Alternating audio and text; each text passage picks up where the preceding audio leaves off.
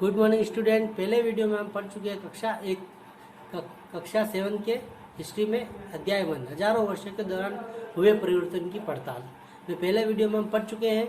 अब next video में हम शेष भाग पढ़ेंगे क्षेत्र और साम्राज्य के बारे में। चोल के वंश के बारे में हम अध्याय 2 में पढ़ेंगे। तुगलक वंश के बारे में अध्याय 3 में पढ़ेंगे। मुगलों के बारे में अध्याय 4 में हम इसके बारे में जानकारी अध्याय 4 में लेंगे। जैसे बड़े बड़े राज्यों के अंतर्गत कई सारे क्षेत्र आ जाते थे। दिल्ली के सुल्तान गयासुद्दीन बलबन 1260 से 1287 की जिसका शासनकाल क्या था 1267 से 87 तकरीबन 21 वर्ष तक इसने शासन किया था। 21 से 22 वर्ष इसने शासन किया था। गयासुद्दीन बलबन की प्रशंसा में एक संस्कृत प्रशस्ति, देखो संस्कृत में लिखी हुई प्रशस्ति है। संस्कृत प्रशस्ति का अर्थ है संस्कृत में प्रशस्ति, संस्कृत में लिखी हुई भाषा में लिखी हुई प्रशस्ति है। और प्रशस्ति का अर्थ ये होता है कि उसकी प्रशंसा में लिखा हुआ लेख है ना।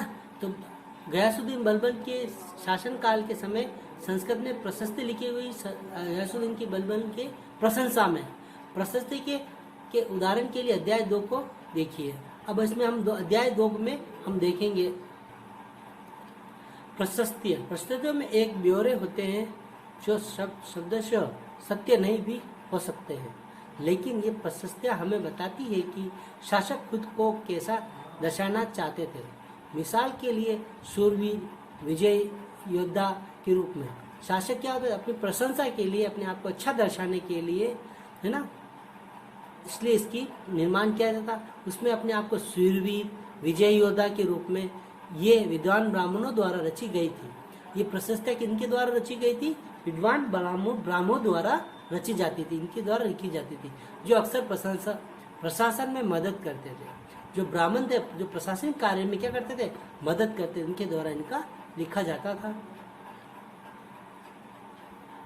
राजा लोग प्राय ब्राह्मणों की भूमि अनुदान के में प्रस्तुत करते थे, तो उन्हें पत्रों में अभिलेख में प्राप्त होता। तो हमने प्रशस्ति के बारे में पढ़ चुके हैं, तो आगे चलते हैं। तो जैसा कि हमने प्रशंसा के लिए, राजा अपनी प्रशंसा के लिए या अपने आप को शूरवीर और विजय युद्ध विजेता बताने के लिए किया जाता था। प्रशस्ति का इस्तेमाल में उसे एक विशाल साम्राज्य का शासक बताया गया। जो प्रशस्ति थी उसमें क्या हुआ, गयासुद्दीन बलबन एक विशाल साम्राज्य का शासक बताया गया है, जो पूर्व में बंगाल जो गोड क्षेत्र से लेकर पश्चिम में अफगानिस्तान के गजन तक का फैला हुआ था। तो एक विशाल साम्राज्य का शासक बताया गया, वो कहाँ तक फैला हुआ था? पश्चिम बंगाल से गजनी के अफगानिस्तान की गजनी तक के फैला हुआ था, और जिसमें संपूर्ण दक्षिणी भारत, द्रविड़ भी कहते हैं उससे क्षेत्र को भी आ जाता था। तो द्रविड़ क्षेत्र गोड, आंध्र, केरल, कर्नाटक, महाराष्ट्र, गुजरात आदि भी भिन्न क्षेत्रों के लोग उसकी सेना के आगे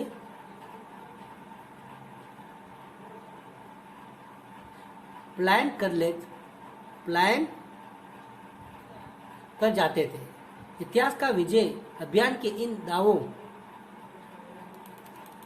को अतिशयोक्ति मानते हैं, मतलब कि अतिशयोक्ति बढ़ा चढ़ाकर बताया हुआ मानते हैं। साथ ही वे यह समझने की कोशिश भी करने लगे हैं कि रहते हैं कि शासक लोग इस उपमहाद्वीप के भिन्न भिन्न भागों पर अपने अधिकार का उल्लेख क्यों करते रहते हैं।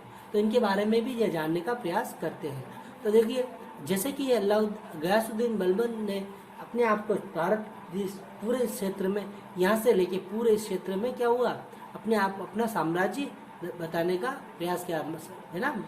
इस क्षेत्र में सिविस्तान, उच्छक, मुल्तान, कलाकनौर, लाहौर, समाना, सरस्वती, कुहराम, झांसी, दिल्ली, बदायूं, कन्नौज, कड़ा, अवध, बिहार, अल अखनौती, जाजनगर, मालवा, गुजरात, देवगिरी, तेलंगाना, तेलंग, द्वार समुद्र, मारवाड़।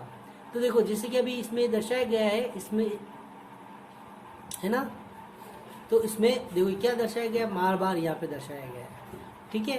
तो यहाँ इस जगह मारवाड़ है, इस जगह से ये द्वार समुद्र यहाँ पे दर्शाया गया है, तेलंग तेलंग ये इस क्षेत्र में, कावेरी नदी के उत्तर में और कृष्णा नदी के दोनों पे नदियों के बीच दोआब क्षेत्र में था। फिर और ये तेलंगाना कृष्णा नदी के उत्तर में दर्शाया गया, ये देखो, और नर्मदा नदी के कृष्णा नदी दोनों के बीच के क्षेत्र में। तो इस तरह से सभी को हम मानचित्र में दर्शा सकते हैं। आगे चलते हैं।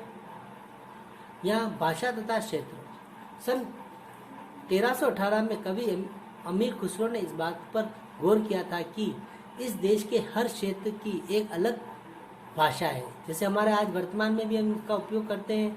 सिंध प्रदेश में सिंधी, में सिख भाषा अलग है, हर अलग अलग क्षेत्र में, गुजरात में गुजराती, कश्मीर में कश्मीरी, तो हर क्षेत्र में अलग अलग भाषा बोली जाती है। तो सिंधी, लाहौरी, कश्मीरी, द्वार समुद्री जो आज दक्षिणी कर्नाटक में है, तेलंगाना आंध्र प्रदेश में है तेलंगानी भाषा, गुजरी गुजरात में, महावारी तमिलनाडु में, गौड़ बंगाली में, अवधी तो पूर्वी उत्तर प्रदेश में, हिंदवी दिल्ली के आसपास के क्षेत्र में बोली जाने वाली भाषा है। अमीर खुसरो ने आगे बतलाया है कि इन भाषाओं के विपरीत एक भाषा संस्कृत भी है, जो किसी विशेष क्षेत्र की भाषा नहीं, यह एक प्राचीन भाषा है जिसे केवल ब्राह्मण जानते हैं और आम जनता नहीं। तो संस्कृत एक ऐसी भाषा थी जो केवल ब्राह्मण जानते थे, आम जनता नहीं जानती। जैसे कि जो आज के वर्तमान में ब्राह्मण लोग अनेक उत्सवों में, ऐसे अनेक यज्ञों में संस्कृत भाषा का उच्चारण करते हैं, लेकिन आम जनता उनका उच्चारण नहीं करती। उसी प्रकार उस समय भी, उस काल में भी इसी प्रकार का व्यवस्था थी। अमीर खुसरो द्वारा लिखित भाषाओं की एक सूची बनाई है। जो भाषा हमने अमीर खुसरो ने लिखी है, उनकी एक सूची बनानी है आपको, और एक सूची उन भाषाओं के नामों की बनाई है जो उनके द्वारा उल्लिखित क्षेत्रों में आज बोली जाती है। जैसे वर्तमान में गुजरात में गुजराती है ना, तो तेलंगाना में तेलुगु। तो इस प्रकार ये कौन कौन से क्षेत्र में कौन कौन सी भाषा, कश्मीर में कश्मीरी जो वर्तमान में भी बोली जाती है, उसकी आपको सूची बनानी है ना। उन भाषाओं के नाम बनाइए जो उनके द्वारा लिखित क्षेत्र में आज बोली जाती है ना। और जो नाम एक से है उन्हें रेखांकित कीजिए, और जो नाम भिन्न है उनके चारों ओर घेरा खींच लीजिए। तो उसके जो नाम भिन्न है उसके ऊपर घेरा खींचने का कार्य आपको करना है। आगे चलते हैं। सन 700 ईस्वी तक के कई क्षेत्र में अपने अपने भौगोलिक आयाम तय हो चुके थे, मतलब भौगोलिक क्षेत्र निश्चित हो चुके थे और उनकी अपनी भाषा, उन क्षेत्रों की अपनी भाषा होती थी तथा सांस्कृतिक विशेषता स्पष्ट हो जाती। जैसे वर्तमान में है, गुजरात की अपनी गुजराती भाषा विशेष है और सांस्कृतिक विशेषता भी उसकी अपनी विशेष अलग भाषा के आधार पर संस्कृति विशेष स्पष्ट हो गई थी। तो अध्याय 9 में आपको इनके बारे में और अधिक जानकारी मिलेगी। ये क्षेत्र विशेष शासक राजवंशों से भी जुड़े हुए थे। तो ये क्षेत्र क्या है, विशेष राजवंश थे, तो उनके आधार पर जुड़े वंशों के आधार जुड़े हुए थे। इन राज्यों के बीच काफी टकराहटें चलती रहती थी। कभी कभी चोल, खिलजी, तुगलक और मुगल जैसे राजवंश अनेक क्षेत्रों में फैला एक विशाल साम्राज्य भी खड़ा कर लेते थे। ठीक है, तो ये जैसे चोल, खिलजी, तुगलक और मुगल ने जिस वजह अनेक राजवंश ने अनेक क्षेत्रों में फैला एवं विशाल साम्राज्य भी खड़ा कर लेते थे। ये सभी साम्राज्य समान रूप से स्थिर या सफल नहीं हो पाते। स्थिर मतलब कुछ लंबे समय तक ये बने हुए नहीं रह सकते और सफल नहीं हो पाए। उदाहरण के लिए अध्याय 3 में और अध्याय 4 की तालिकाएं एक की तुलना कीजिए। तो खिलजी और मुगल वंश के शासक कितनी अवधि तक चले, इसके बारे में हम उसमें तालिका में अध्ययन करेंगे। जैसा कि हमने अलग अलग वंश के शासन किया था, साम्राज्य फैलाया था, लेकिन दिल्ली के शासक ने राजपूत वंश में तोमर वंश था जिसका अनंगपाल शासक था। इसके बाद चौहान वंश, पृथ्वीराज चौहान इसका शासक था। अनंगपाल का शासनकाल 1130 से 1145 के समय अवधि में था। चौहान का 1165 से 1192 की अवधि तक था। ठीक है, चौहान वंश का, जिसमें से 1175 से 1192 तक इसने शासन किया था। तो चलते हैं प्रारंभिक तुर्की शासन। प्रारंभिक तुर्की शासन में 1206 से 1290 के अवधि तक इन्होंने अपना साम्राज्य स्थापित किया था। कुतुबुद्दीन ऐबक जो 1206 से शासक बना और 1210 तक 4 वर्ष तक शासक रहा। समूदुद्दीन इल्तुतमिश जो 1210 से 1236 लगभग 26 वर्ष तक ये भी अपना शासन करता रहा।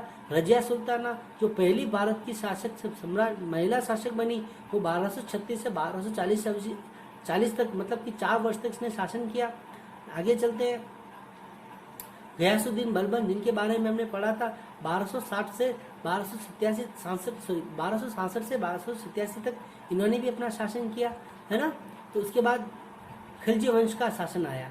तो 1290 से 1320 के बीच खिलजी वंश का शासन रहा, जिसमें अलाउद्दीन खिलजी ने 1290 से 1296 तक शासन किया। उसके बाद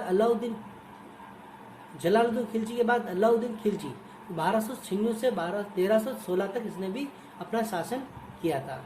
उसके बाद तुगलक वंश के शासक का वंश की स्थापना हुई। 1320 से 1414 तक इन्होंने अपना इस वंश ने शासन किया। गयासुद्दीन तुगलक 1320 से 1324 तक 4 वर्ष शासन किया था। मुगल महमूद तुगलक जो 1324 से 1351 तक लगभग 27 वर्ष तक इन्होंने भी अपना शासन किया था। फिरोज शाह तुगलक जो 1351 से 1388 तक इन्होंने लगभग 37 वर्ष शासन किया था, है ना। तो आगे चलते हैं, शहर वंश 1414 से लेकर 1451 तक शहर वंश का शासन था। उसमें खिज खान ने शासन किया जो 1414 और 1421 तक इसने शासन किया। उसके बाद लोधी वंश आ जाता है। बहलोल लोधी नामक शासन था जो 1451 से 1526 तक शासन किया, जो 1451 से 1489 तक उसने शासन अपना किया था।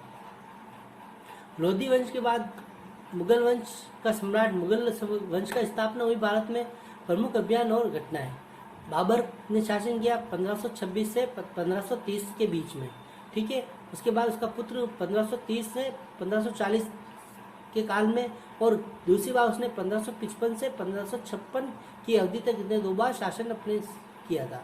इसके बीच में कुछ अंतराल शेरशाह सूरी ने शासन किया था। उसके बाद चलता है आगे अकबर जो 1556 से 1605 तक इसने अपना शासन स्थापित रखा था, है ना। ये भी मुगल वंश का था।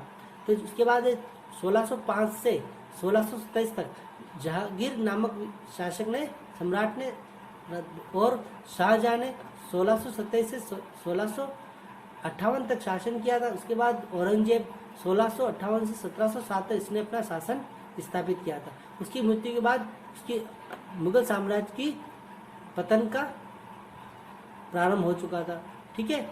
अब आगे तो हमने देखा कि अध्याय 3 की और अध्याय 4 की तालिका 1 की तुलना की हमने, और खिलजी वंश और मुगल वंश के शासक कितनी अवधि तक चले इसके बारे में हमने अध्ययन किया, है ना। खिलजी वंश ने 1290 से 1316 तक शासन किया था।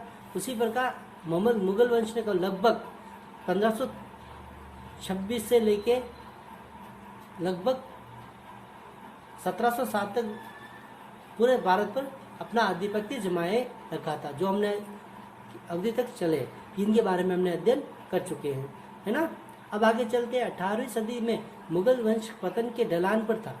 फलस्वरूप क्षेत्रीय राज्य भी फिर से उभरने लगे, जो अध्याय 10 के में हम पढ़ेंगे। लेकिन वर्षों से जो सर्व क्षेत्रीय साम्राज्य का शासन चल रहा था, सभी क्षेत्रों में सर्वश्रेष्ठ जो साम्राज्य का शासन जो चल रहा था, उसे क्षेत्रों की प्रकृति बदल गई। उन पर कई छोटे बड़े राज्यों का शासन चलता रहा था, और उन राज्यों की बहुत सी बातें इस उपमहाद्वीप के अधिकतर भाग पर फैले इन क्षेत्रों का विरासत में मिली थी। इस तथ्य का पता हमें उन कई परंपराओं से लगता है जो इन क्षेत्रों में उभरी थी। इन परंपराओं में जहाँ जहाँ ना शासन था, वहाँ उनकी उन राजवंशी की परंपरा वहाँ पे अभी वर्तमान में भी स्थित है, और उन परंपराओं के कुछ एक दूसरे से भिन्न और कुछ समान है, तो उनकी परंपरा कुछ भिन्न थी और कुछ समान भी आज भी प्राप्त होती है। ऐसी परंपराएं हमें प्रशासन, अर्थव्यवस्था, प्रशासन मतलब कि शासन चलाने के तरीके में परंपरा दिखाई देती है इस प्रकार की। अर्थव्यवस्था, व्यापार करने का तरीका, व्यापार की प्रबंध की व्यवस्था के बारे में इसमें दिखाई देती है समानता। और उच्च संस्कृति, संस्कृति के बारे में भी, भाषा के संबंध में भी क्या होता है, इनकी जानकारी हमें मिलती है। तो सन 1700 से लेकर 1750 के बीच के हजारों वर्ष में इन विभिन्न क्षेत्रों की प्रकृति एक दूसरे से कटकर अलग अलग नहीं पनपी थी। हालांकि उनके चरित्र की अपनी विशिष्टताएं बनी रही थी, मगर समन्वय की सर्वक्षेत्रीय ताकतों का प्रभाव भी उन पर पड़ा था।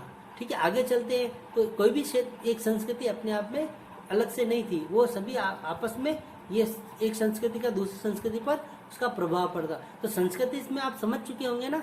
संस्कृति का अर्थ होता है खान पान, रीति रिवाज, पहनावा, है ना, और पोशाकें किस प्रकार की, भाषाएं, ये सब क्या है, संस्कृति के अंतर्गत आता है। रहन सहन, ये सब संस्कृति के अंतर्गत आता है। तो एक संस्कृति का दूसरी संस्कृति पर प्रभाव, जैसे गुजराती संस्कृति के ऊपर मराठी संस्कृति का प्रभाव, पंजाबी सिखों की संस्कृति का प्रभाव, राजस्थानी संस्कृति प्रभाव आ जाता है। तो राजस्थानी संस्कृति का गुजराती संस्कृति प्रभाव, तो इस प्रकार अलग अलग संस्कृति का एक दूसरी संस्कृति पर प्रभाव देखा गया। बिल्कुल ऐसा नहीं हुआ कटे हुए रहे, अलग अलग संस्कृतियों का अलग से एक अलग थलग पढ़ने रहे, ऐसा नहीं था, है ना। आगे चलते हैं, पुराने और नए धर्म।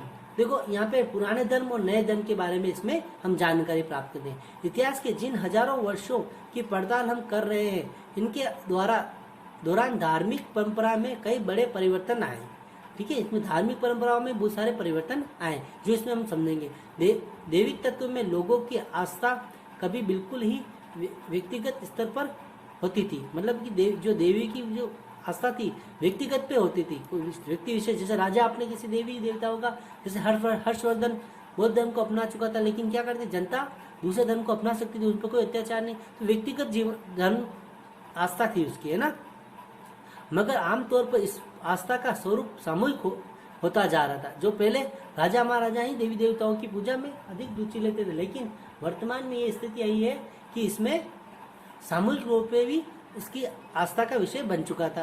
किसी देवी तत्व में सामूहिक आस्था यानी धर्म प्राय स्थानिक समुदाय के सामाजिक और आर्थिक संगठन में से संबंधित होती थी। देखो कोई भी धार्मिक आस्था, सामूहिक आस्था थी, वो धर्म प्राय स्थानीय समुदाय के सामाजिक स्तर, समाज के स्तर से और समाज स्तर पे इसको धार्मिक आस्था को रूप में अपनाया जाता था। आर्थिक स्तर पे जैसे कि व्यापारी है तो व्यापारी अलग आस्था, अलग चीजों पे आस्था रखता था, है ना। तो अलग अलग लोग अलग अलग पे, जैसे कि आप कृषक है तो इंद्रदेव से संबंधित आस्था रखता है ना। तो अलग अलग धर्म में अलग लोग संगठन की संबंधित आर्थिक आधार, संगठन के आधार पर संबोधित होते थे। जैसे जैसे इन समुदायों का सामाजिक संसार बदलता गया, वैसे ही इनकी आस्थाओं में भी परिवर्तन आया। जैसे इनमें संस्थाओं में जो आया वही इसी संस्थाओं में परिवर्तन आया। आस्था में परिवर्तन आता गया। आस्था में परिवर्तन का अर्थ ये है कि उनकी आस्थाएं अलग अलग धर्म के प्रति बढ़ती गई और आस्थाओं में परिवर्तन इसी प्रकार आता गया। ठीक है, आगे चलते आज हम जिसे हिंदू धर्म कहते हैं उसमें भी इसी युग में महत्वपूर्ण बदलाव आए। जो आस्था में परिवर्तन हिंदू धर्म में आए वो इसमें परिवर्तन आए। इन परिवर्तन में से कुछ थे नए देवी देवताओं की पूजा, है ना। तो नए देवी देवताओं की पूजा, आस्था में परिवर्तन में नई देवी देवताओं की पूजा की जाने लगी। राजाओं द्वारा मंदिर का निर्माण किया जाने लगा। समाज में पुरोहितों के रूप में ब्राह्मणों का बढ़ता महत्व होने लगा। बढ़ती सत्ता आदि, ये सब क्या है, आस्था में परिवर्तन आया। ठीक है, संस्कृत ग्रंथों के ज्ञान के कारण समाज में ब्राह्मणों का बड़ा आदर होता था, क्योंकि संस्कृत ग्रंथ होते थे। जो हमारे जो वेद है सभी क्या है, संस्कृत ग्रंथ थे। उनके ज्ञान के कारण, जो संस्कृत ग्रंथों में जो अच्छा ज्ञान था कारण समाज में ब्राह्मणों का बड़ा आदर होता था, क्योंकि वो क्या संस्कृत के जानकार होते थे, वो उन भाषा को जानते थे, संस्कृत की उनकी जानकारी थी, इनके संरक्षण थे। तो ये ब्राह्मण क्या थे, इनके संरक्षक थे, मतलब इनकी अपने पास बचाए सुरक्षित रखते थे, उनकी रख रखाव करते थे, उनके बारे में उनको ज्ञान देते थे प्रजा को। नए नए शासक जो स्वयं प्रतिष्ठा की चाहत में थे, जो स्वयं नए नए जो शासक बने, जो अपने स्वयं की प्रतिष्ठा को चाहते थे, इन शासकों का समर्थन होने के कारण समाज में इनका दबदबा और भी बढ़ गया। जैसे कि इन संस्कृत ग्रंथों में जो अच्छी ब्राह्मण का बड़ा आदर होता था, उनका जो ब्राह्मण इनके शासक थे, तो क्या हुआ, उन्होंने शासकों ने क्या किया, अपने स्वयं की प्रतिष्ठा बढ़ाने के लिए इन शासकों का समर्थन होने के कारण, इनका ब्राह्मणों का संरक्षण होने के कारण समाज में इनका दबदबा और भी बढ़ गया। ठीक है, इस संरक्षण का अर्थ क्या था, कोई भी संरक्षण का अर्थ है कोई प्रभावशाली धनी व्यक्ति जो किसी कलाकार, शिल्पकार, विद्वान या अभिजात जैसे किसी अन्य व्यक्ति को मदद या सहारा दे। तो ब्राह्मणों को सहारा किसने दिया, यहाँ पे राजाओं ने दिया, जिससे क्या होगा, उनकी स्वयं की प्रतिष्ठा भी बढ़ी, है ना, और सामाजिक स्तर पर उनका मान सम्मान बढ़ा। आगे चलते इस युग में एक महत्वपूर्ण परिवर्तन भक्ति की अवधारणा के रूप में भी आया। तो भक्ति की किस प्रकार की जाती है, भक्ति किसे कहते हैं, भक्ति किस प्रकार की होनी चाहिए, इसकी अवधारणा में भी परिवर्तन है। इसमें ईश्वर की कल्पना एक ऐसे प्रेमल इष्ट देवी देवता के रूप में की गई, प्रेमल इष्ट देवी देवता के रूप में की गई, जिस तरह पुजारियों के विशुद्ध कर्मकांड के बिना ही भक्त स्वयं पहुंच सकते हैं। तो पुजारियों के विशुद्ध कर्मकांड के बिना, मतलब कि जो कर्मकांड के बिना भी क्या कर सकते हैं, भक्त स्वयं पहले क्या करते थे, भक्ति ब्राह्मणों के द्वारा भक्त अपनी बात को या पूजा पाठ करवाता था, पूजा में भाग लेता था देवी देवताओं। लेकिन जो कर्मकांड के बिना भी अब क्या हो गया, परिवर्तन आया। तो पुजारियों के विशुद्ध कर्मकांड के बिना, है ना, भक्त स्वयं पहुंच गया था, मतलब स्वयं अपने देवी देवता इष्ट देवताओं की पूजा स्वयं करने लगा। इसमें ब्राह्मणों के पुजारियों की आवश्यकता उसे नहीं रही। इस विषय में और साथ ही दूसरी परंपराओं के बारे में आपको अध्याय 8 में जानकारी मिलेगी। तो हम अध्याय 8 में इसके बारे में ज्यादा विस्तार से पढ़ेंगे। यही वह युग था जिसमें इस उपमहाद्वीप में नए नए धर्मों का भी आगमन हुआ। तो 700 से ईस्वी से लेकर 1750 ईस्वी तक के जो काल में नए क्या हुआ, उपमहाद्वीप में नए धर्मों का भी आगमन हुआ। नए धर्म भी हमारे देश में, भारतवर्ष में आए। कुरान शरीफ का संदेश भारत में पहले 7वीं सदी में व्यापारियों और अप्रवासियों के जरिए आया। तो देखो, कुरान के शरीफ के जो संदेश थे भारत में पहले 7वीं सदी में आए थे, है ना, किसके द्वारा आए, प्रवासियों और व्यापारियों के द्वारा। मुसलमान कुरान शरीफ को अपना धर्म ग्रंथ मानते। तो मुसलमानों का धर्म ग्रंथ कौन सा है, कुरान शरीफ। ठीक है, केवल एक ही उनकी आस्था केवल एक ईश्वर अल्लाह की सत्ता को स्वीकार करते हैं। तो कुरान में क्या है, एक ईश्वर की, और अल्लाह, वो भी कौन है, अल्लाह की सत्ता को ही स्वीकार करते हैं। अनेक ईश्वर देवताओं की वो पूजा करने के समर्थन में नहीं है। जिसका प्रेम, करुणा, उदारता, अपने में आस्था रखने वाले हर व्यक्ति को गले लगाता है। जो अल्लाह पे जो आस्था रखता है, प्रेम रखता है, करुणा रखता है, उदारता रखता है ना, तो आस्था रखने वाले को, हर व्यक्ति को गले लगाते हैं। कौन, अल्लाह। चाहे उस व्यक्ति को कि सामाजिक पृष्ठभूमि कुछ भी हो, मतलब कि समाज में किसी भी स्तर का हो, अमीर हो, गरीब हो, नीची मतलब जाति समझी जाती है उसका हो, कुछ भी कार्य करता हो, फिर भी क्या अल्लाह उसे क्या मानता था, अपना गले लगाता था, अपना मानता था। कई शासक इस्लाम और इसके विद्वान धर्मशास्त्रियों और न्याय शास्त्रियों अर्थात उलेमाओं को शासन देते थे। तो यहाँ पे देखो, शासक जो इस्लाम के जो विद्वान थे, उनको धर्मशास्त्रियों को, न्याय शास्त्रियों को, उन्हें धर्मशास्त्रियों और न्याय शास्त्र विद्वानों को क्या कहा जाता है, उलेमा कहा जाता है इस्लाम में। ठीक है, उनको शासक क्या करता था, संरक्षण देते थे, उन्हें अपने शरण में रखते थे।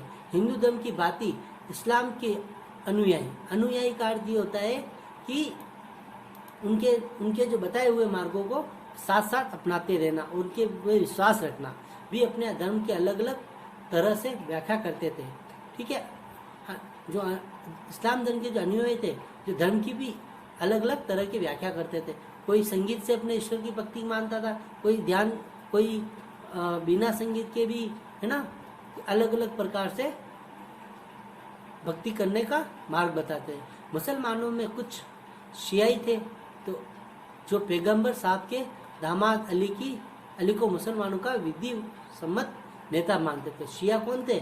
शिया जो पैगंबर साहब के दामाद अली को मुसलमानों का विधि सम्मत नेता मानते थे, मतलब उसके बाद जो पैगंबर के बाद का आगे वाला उत्तराधिकारी मानते थे। और सुन्नी कुछ थे, सुन्नी जो खलीफा के प्रभुत्व को स्वीकार करते थे। जो खलीफा जो होता था उनके प्रति अपना प्रभुत्व, उनको क्या सर्वस्व मानता था, सुन्नी लोग सुन्नी माने जाते हैं। इस्लाम के आरंभिक दौर में इस धर्म का नेतृत्व करने वाले खलीफा कहलाते हैं। इस्लाम के आरंभिक दौर में इस धर्म का नेतृत्व करने वाले क्या कहलाते हैं? खलीफा कहलाते हैं। तो इस्लाम का जो प्रारंभ में प्रचलन प्रारंभ हुआ, उसके प्रति जो धर्म के नेतृत्व करने वाले जो थे उनको खलीफा कहा जाता है। और आगे भी इनकी परंपरा चलती रही। इस्लामी न्याय सिद्धांत विशेषकर भारत में हनफी और शफी ऐसे सिद्धांत हैं। तो इस्लाम के न्याय सिद्धांत कौन कौन से हैं? भारत में हनफी और शफी। किसी भी विभिन्न परंपराओं में भी कई महत्वपूर्ण अंतर हैं। ऐसे ही धर्म सिद्धांतों तथा रहस्यवादी विचारों को लेकर विभिन्नताएं देखने को मिलती है। तो धर्म सिद्धांत और रहस्यवादी में विचारों में विभिन्नताएं प्राप्त होती है। एक ही धर्म में अनेक प्रकार के अलग अलग रहस्यवादी और विचारधारा विभिन्नताएं देखने को मिलती है। आगे चलेंगे, हम आगे पढ़ेंगे समय और इतिहास के कालखंडों के पर विचार। ठीक है, वो नेक्स्ट वीडियो में समय और इतिहास के कालखंडों पर विचार। हम समय के बारे में और इतिहास के जो कालखंड थे उन्हें किन किन खंडों में विभाजित किया गया था उनके विचारों में करेंगे। इतिहास का समय को केवल घड़ी या कैलेंडर की तरह नहीं देखते, यानी मतलब जो हम समय को देखते हैं घड़ी और कैलेंडर के आधार पर कि इतना दिन, इतने महीने, इतने वर्ष या इतना समय, एक दिन, दो, तो घड़ी के कालखंड में नहीं देखते। केवल वे घंटों, दिन या वर्षों के बीतने के रूप में नहीं देखते। उनका नजरिया यह है कि समय सामाजिक और आर्थिक संगठन में आने वाले परिवर्तन को झलकाते हैं। तो उनका अर्थ ये, समय सामाजिक और आर्थिक संगठन में आने वाले परिवर्तन को झलकाते हैं। तो समय क्या है?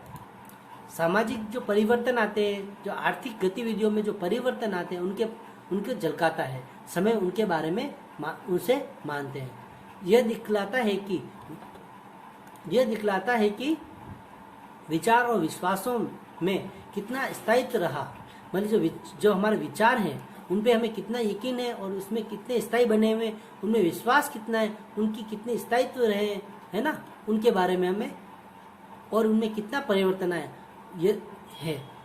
यदि अतीत को समान विशेषताएं रखने वाले कुछ बड़े बड़े हिस्से युगों या कालों में बांट दिया जाए तो समय का अध्ययन कुछ आसान हो जाता है। तो किसमें विश्वासों में और विचारों में जो स्थायित्व रहे, उसको परिवर्तन में आए परिवर्तनों को बड़े बड़े हिस्सों और युगों और या कालखंडों में, जैसे हमने भक्ति युग कहते हैं, है ना, प्राचीन काल कहते हैं, आधुनिक काल कहते हैं। तो इस तरह से जो विचारों में परिवर्तन, आधुनिक काल क्यों, मशीनों का उपयोग होने लगा, मध्यकाल इसमें, है ना, तो अलग प्रकार से प्राचीन काल जो आविष्कार आदि सभ्यता का प्रारंभिक काल था। तो इस तरह से हमें युगों हिस्सों में, कालों में बांटा जाता है। उसी प्रकार 19वीं सदी के मध्य में अंग्रेज इतिहासकारों ने, किसने, 19वीं सदी में के मध्य अंग्रेजों ने इतिहासकारों ने भारत के इतिहास को 3 युगों में बांटा था। ठीक है, तो हमारे भारतीय इतिहास को कितने भागों में बांटा? अंग्रेजी इतिहासकारों ने 3 भागों में। सबसे पहले प्रारंभ हिंदू का जो शासन था, तो हिंदू काल, बाद में मुस्लिम का शासन था, मुस्लिम काल, और बाद में अंग्रेजों का ब्रिटिश शासन था, इसलिए ब्रिटिश काल। तो इस प्रकार 3 भागों में इन्हें बांटा गया था। तो प्रारंभ हिंदू का शासन था, तो इसे हिंदू काल में बांटा गया, युगांतर मुस्लिम काल को और ब्रिटिश काल को, यह 3 भागों में उन्होंने, अंग्रेजों ने बांटा। यह विभाजन इस विचार पर आधारित था कि शासकों का धर्म ही एकमात्र महत्वपूर्ण ऐतिहासिक परिवर्तन होता है। जैसे शासकों का जो धर्म परिवर्तन होता है वही क्या होता है, जैसे शासक जो होगा उसका जो धर्म होगा, है ना, उसी को वो एकमात्र ऐतिहासिक परिवर्तन मानते हैं। जैसा शासक होगा और जिसका धर्म परिवर्तन हो जाएगा, नया शासक बनेगा, उसका जो धर्म होगा उसको ही ऐतिहासिक परिवर्तन मानते हैं। तो ये इसमें मुख्य बात है। अर्थव्यवस्था या समाज या संस्कृति में कोई भी महत्व बदल नहीं आता है। तो अर्थशास्त्र में, अर्थव्यवस्था में, समाज में, संस्कृति में और कोई भी महत्वपूर्ण बदलाव नहीं आता है। इसका अर्थ ये शासक में जो धर्म का एकमात्र परिवर्तन होता है, जो ऐतिहासिक परिवर्तन ला सकता है, उसे अर्थव्यवस्था, समाज और संस्कृति में कोई भी परिवर्तन नहीं मानते हो।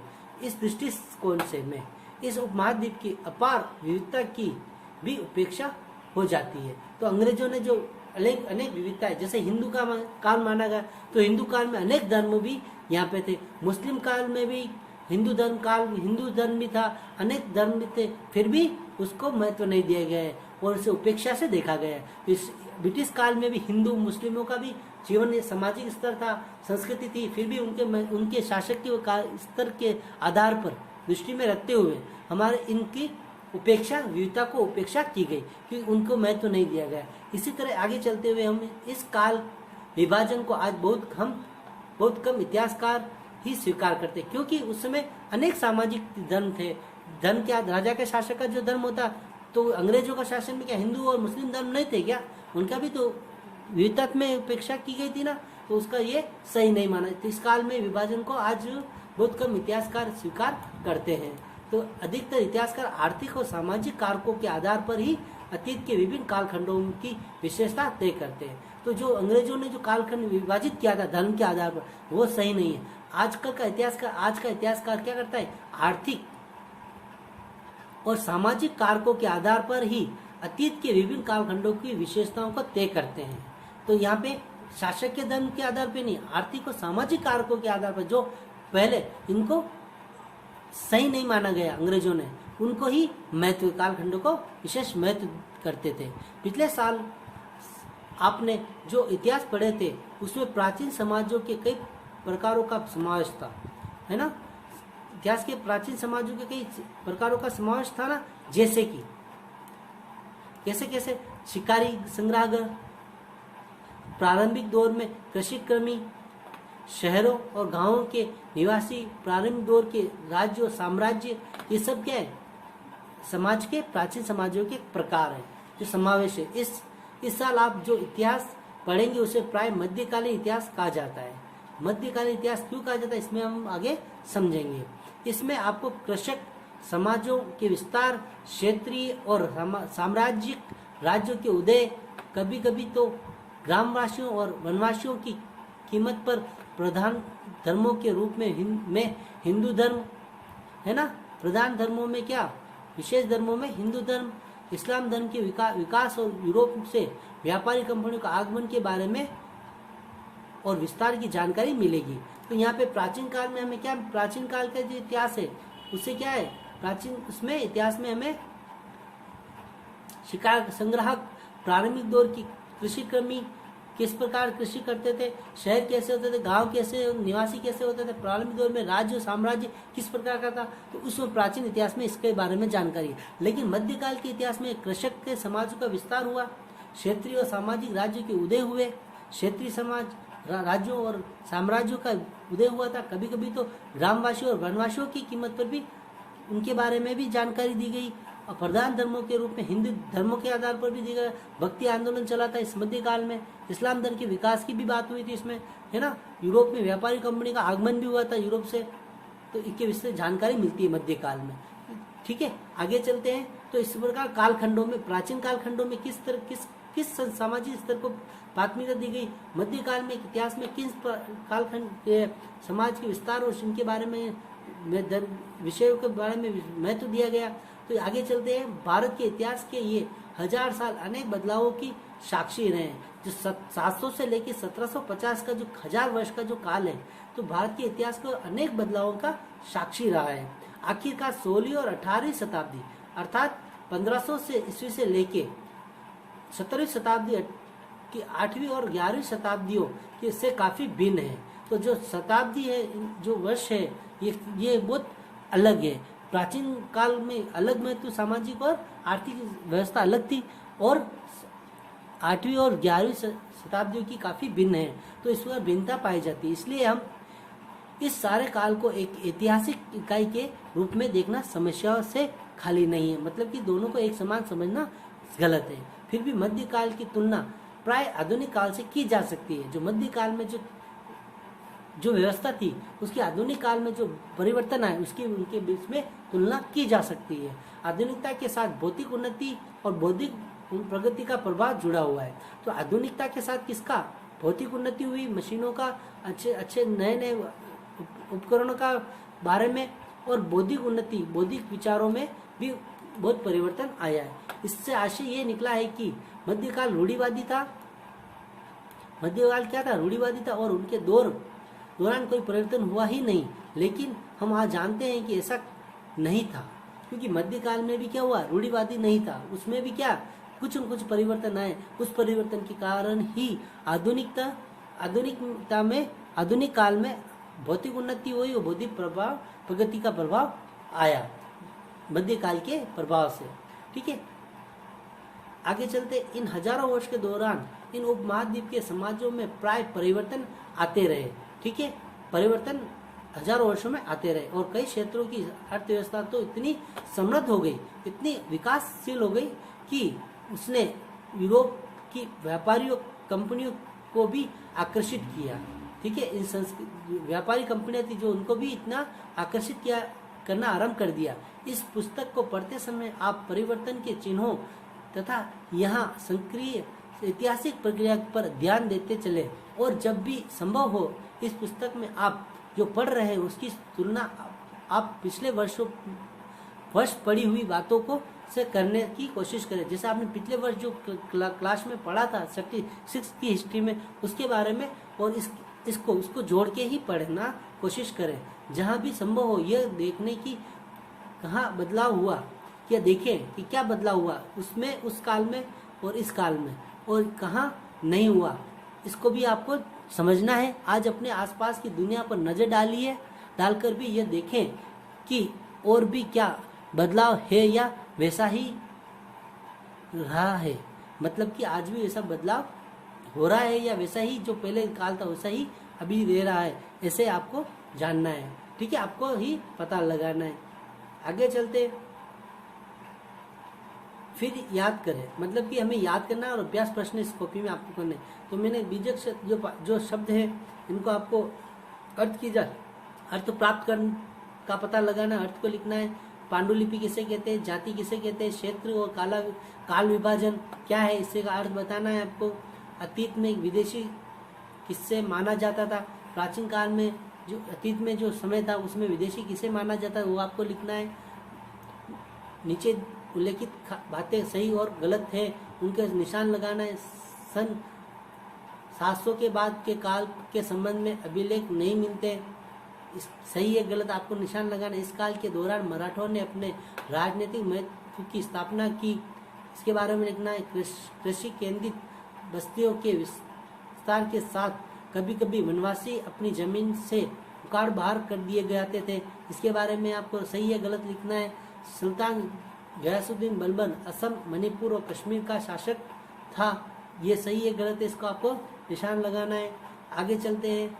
रिक्त स्थानों को भरे अभिलेखोकारों में रखे जाते हैं, क्या रखे जाते हैं इसके बारे में आपको लिखना है। 14वीं सदी का एक इतिहासकार था, इतिहासकार के बारे में नाम लिखना है। 14वीं सदी में कौन इतिहासकार था, यहाँ पे 1, 2, 3, 4 और 5 रिक्त स्थान है। इस उपमहाद्वीप में इन काल के दौरान लाई गई कुछ नई फसलें, तो फसलों के बारे में 5 फसलों के बारे में आपको यहाँ पे अंकित करना है।